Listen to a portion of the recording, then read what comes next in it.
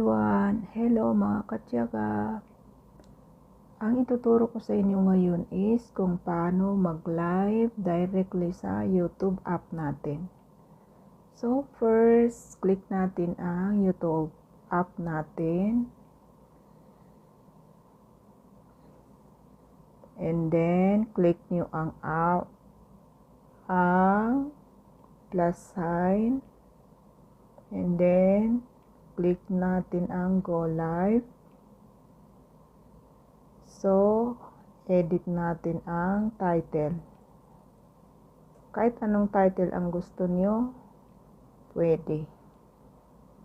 Ang title ko ngayon is live.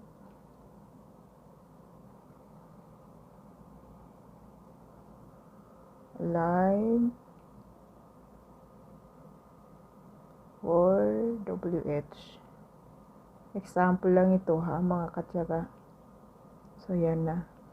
And then set up natin sa public. Ito naka-public na.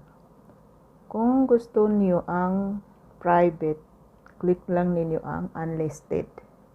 Sa akin private na yan. So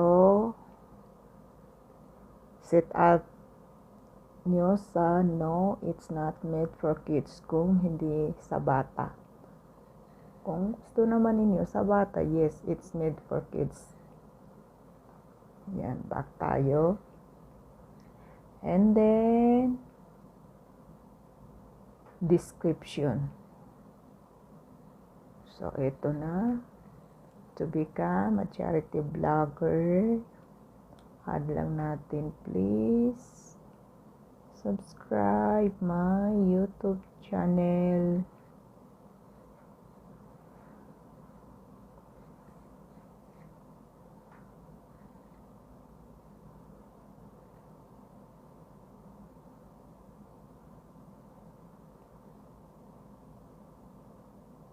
Hani Badalki SA. Ganyan lang. Simple lang ang description ko. Ganyan ang gamit ko araw-araw. So, ganyan lang. And then, next.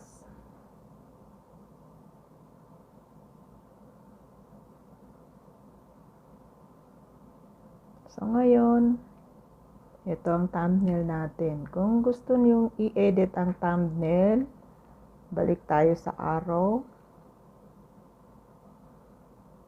So, next again. So, yan na. So, click lang ninyo ang lapis na ito. And then, upload thumbnail.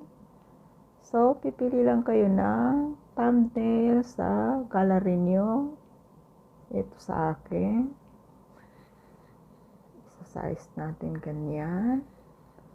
So, save.